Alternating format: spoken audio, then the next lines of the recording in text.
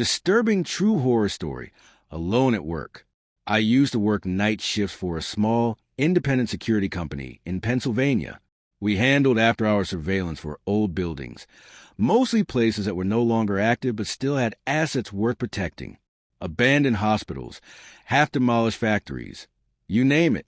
The shifts were usually long, cold, and uneventful, and honestly, that's how I liked them. But there's one site, just one, that I'll never forget. I still have dreams about it sometimes. Not nightmares exactly, but more like fragments, sounds, smells. That feeling in your stomach when you know something is watching you. The place was called the Old Mercer Paper Factory, located off Route 12, tucked into the woods like it was trying to disappear.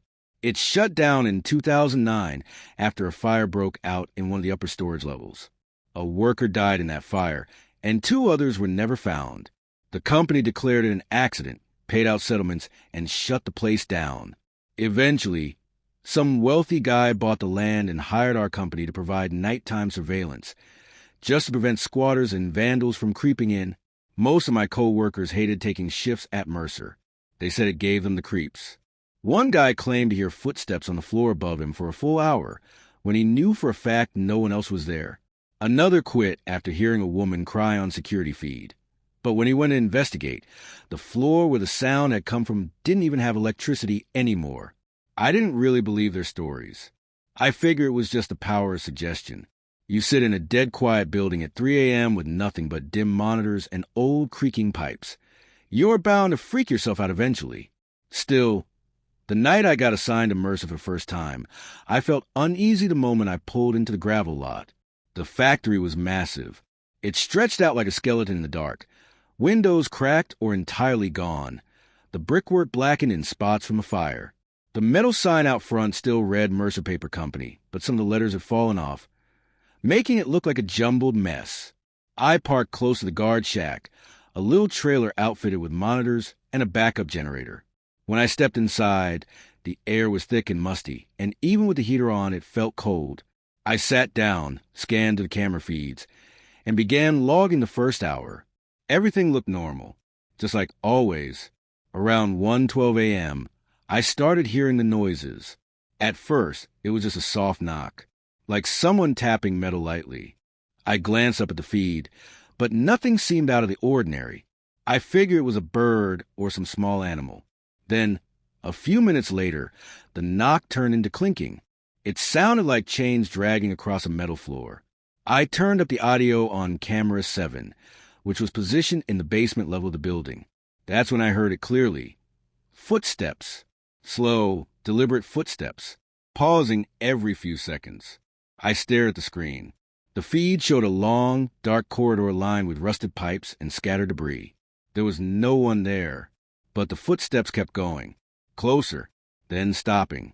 I checked the motion sensors. No triggers.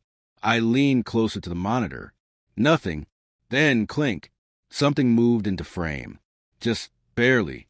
A shadow in the far right corner, where the light didn't quite reach.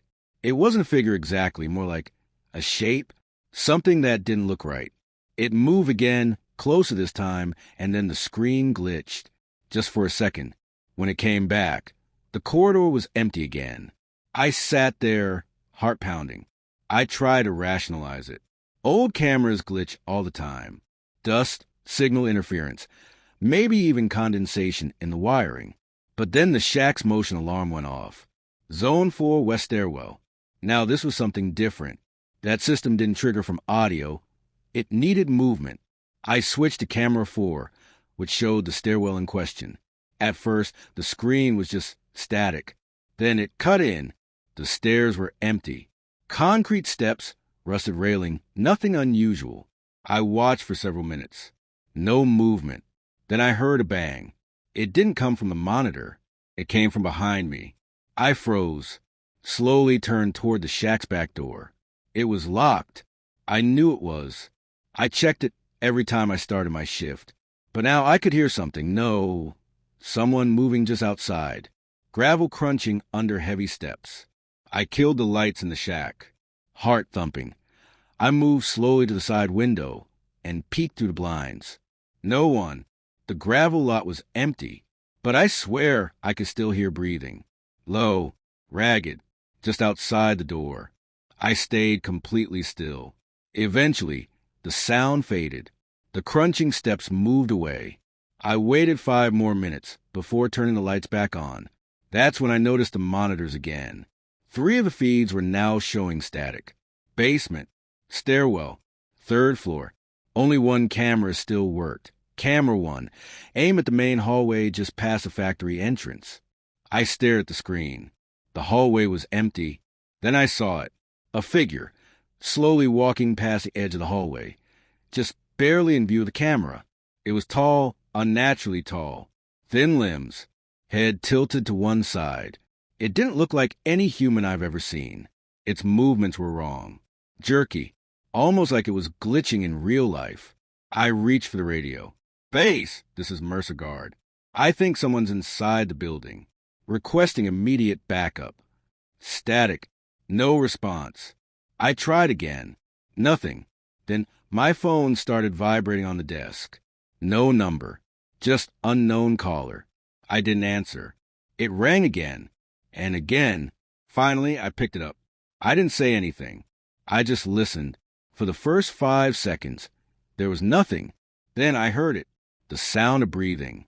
But this time it was my own, recorded, and then played back to me. It was my voice, breathing, whispering. Then a soft, raspy voice on the other end said, "You left the back door open." I dropped the phone, jumped out of my seat, and bolted for the shack door, ready to get the hell out. But when I yanked it open, the gravel lot was covered in footprints. Hundreds of them, all around the shack, like someone, or many people, had been circling for hours. There were no cars, no people, just tracks, leading into the woods, leading toward the factory. I slammed the door shut and locked it. At 4:17 a.m., the camera feeds came back online. All of them.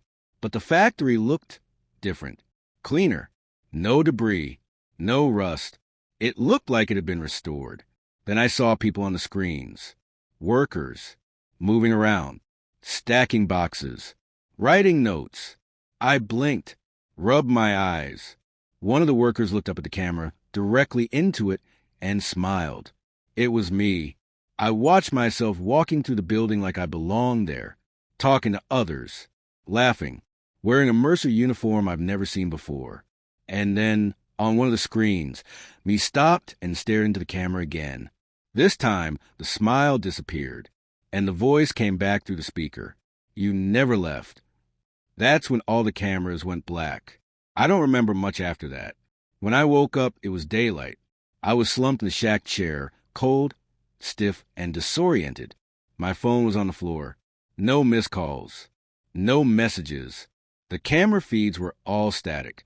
I called my supervisor and told him everything. He laughed it off, said I probably fell asleep and had a bad dream. But I know what I saw. I know what I heard. And I know I locked that back door. I quit the next day. Never went back to Mercer. But sometimes in the middle of the night, I still get those calls. No number, just breathing, and a whisper that says, "You left the door open again." The last employee, alone at the warehouse. I used to work at a regional distribution warehouse just outside Des Moines, Iowa. It was the kind of place that ran 24/7, especially during the holidays. The building itself was massive, rows and rows of shelves stacked with boxes, high ceilings with flickering fluorescent lights, and a concrete floor that echoed every step you took. I worked a graveyard shift. From 10 p.m. to 6 a.m., it was just me, a radio, and hundreds of thousands of square feet of dark silence. Most nights were routine. You clock in, check inventory logs, run a few spot checks, and file reports. But the best part? I didn't have to talk to anyone. I liked the solitude. I liked the silence. That all changed a week before Christmas. We were short-staffed. Everyone either quit or called out sick. Corporate wouldn't shut down, of course. So they had me run the entire shift alone for 5 nights. The first night was quiet, until about 3:40 a.m. I was doing a routine scan with my flashlight when I noticed something weird. On shelf D7, one of the boxes was open. Not just open, ripped. The contents were spilled out like something had burst from inside. The strange part? That box was supposed to contain ceramic snow globes. Fragile stuff. But they weren't broken. They were gone. I wrote it off as a shipping error and logged it. But then it happened again the next night. And the night after that. Same thing. Random boxes on random shelves. Torn open, nothing inside. But no signs of forced entry. No break-ins. The cameras showed nothing. That's when I started hearing the voices. Not loud, just faint whispers. Always coming from the far side of the warehouse, near the loading docks that no longer worked. I would walk toward the sound, shining my light through the aisles, calling out, "Hello? Anyone there?" Silence, until I turned around to walk away. Then I'd hear it. Soft footsteps. Following me. I'd whip around. Nothing. By the fourth night, I was already sleep-deprived and on edge. I started leaving the radio on just to drown out the silence. It helped. A little. Until the intercom turned on by itself. Click. Followed by static. Then a voice. But it wasn't anyone I recognized. And it wasn't a normal voice. It was raspy. Low. And it said, "Why are you still here?" I froze. Ran to the front office and checked the security room. All the monitors were working fine. No glitches. But something weird popped up in the logs. Between 3:42 and 3:44 a.m., all motion sensors went off. Every single one. Aisle A to Z. That shouldn't be possible. You'd need dozens of people moving through the warehouse at the exact same time. But it was only me. I double-checked all entrances. Everything was locked. Then at 4:03 a.m., the lights in the far left aisle cut out, one by one, like something was walking under them. And that's when I saw it. On camera 11, a figure, not clearly human. Tall, slender, almost insect-like, limbs too long, arms hanging low, like they had weight to them. The face, or whatever was, looked featureless. Just smooth, pale, stretched skin. I watched it crawl, up one of the metal shelves. Then disappear into the shadows above. I wanted to leave. I should have, but I didn't, because when I reached for my car keys, they were gone. So I locked myself in the office and waited until sunrise. As soon as the morning shift arrived, I bolted out, told the manager, and said I was done. But here's the worst part. 3 days later, the manager called me. He sounded shaken. Said a new temp hire had gone missing during a night shift. Police were involved. Dogs searched the area. No signs of forced entry, no body, no struggle. But they found something on shelf D7. A torn uniform shirt with my name tag still attached. But I'd never worn that shirt before. And I never went back. Final call. Alone in the office tower. I used to work security for a corporate office building downtown. A 22-story glass tower, mostly empty after 6 p.m. My shift was a night shift, 11 p.m. to 7 a.m. It paid well, and most nights were boring. I'd walk the floors every 2 hours. Check the doors, restrooms, make sure no one stayed behind. The rest of the time, I sat in the main lobby watching grainy black and white CCTV footage. Total peace. But one night changed everything. And I still don't know if I imagined it, or if something followed me home. Night 1, the phone call. It was 2:37 a.m. I was halfway through my second sweep of the building when the phone at the front desk rang. I remember it because no one ever called that late. I picked it up. No one spoke, just breathing. It sounded wrong, like someone trying to mimic breathing, almost mechanical. I hung up. 10 minutes later, it rang again. This time I didn't say anything. I just listened. There was a faint, low whisper. I couldn't make out words. But then, just as I was about to hang up, it said, "You missed floor 14. I felt my stomach drop, because that night, I'd actually skipped floor 14. I didn't mean to. I just forgot, or thought I'd done it already. The thing is, there is no floor 14. Like most towers, it skips from 13 to 15. I ran the elevator.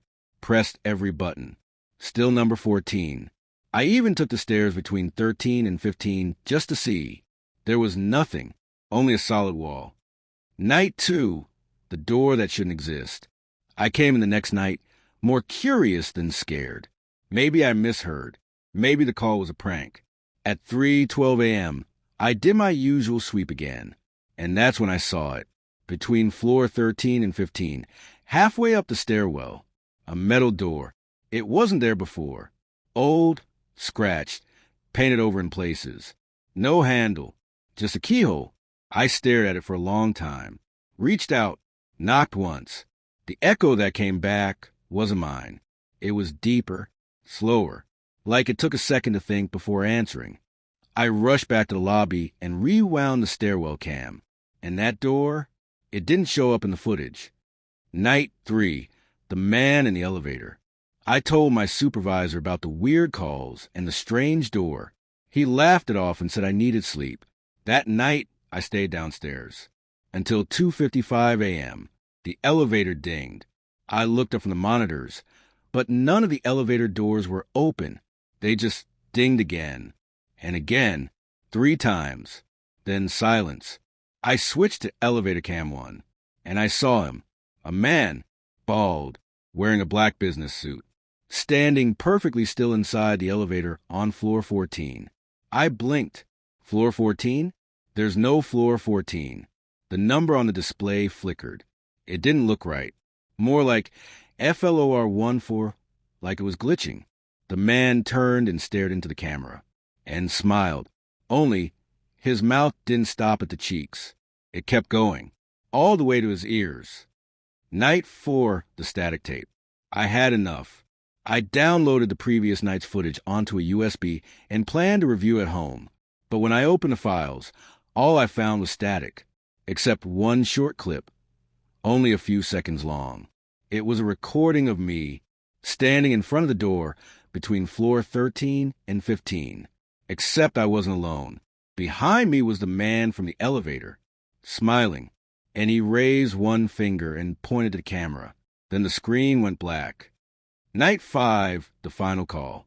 I didn't want to go in, but I had bills to pay. I told myself I was imagining things. Maybe it was stress, sleep deprivation. At 3:14 a.m., the phone rang one last time. This time, the voice was clear. Come to floor 14. It's waiting. I ran to the stairwell. The door was open. Inside was a narrow hallway lit by yellow flickering lights. Everything looked older, outdated, like stepping into the past. 1970s carpet, stained walls, buzzing bulbs. And at the end of the hallway, a desk, and behind it, the man. Only this time, he wasn't smiling. He was crying, blood, from his eyes, from his nose. He held out a key and said, "It's your shift now." I turned and ran. The door slammed shut behind me. When I told my supervisor the next day, he went pale.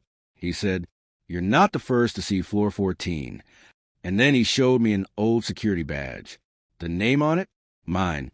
Dated 2 years ago, but I'd only started last month. I quit that night. But sometimes late at night, my phone rings, and no one speaks, but I can hear breathing. And sometimes, just before the call ends, I hear it whisper, "You left your shift unfinished." The end.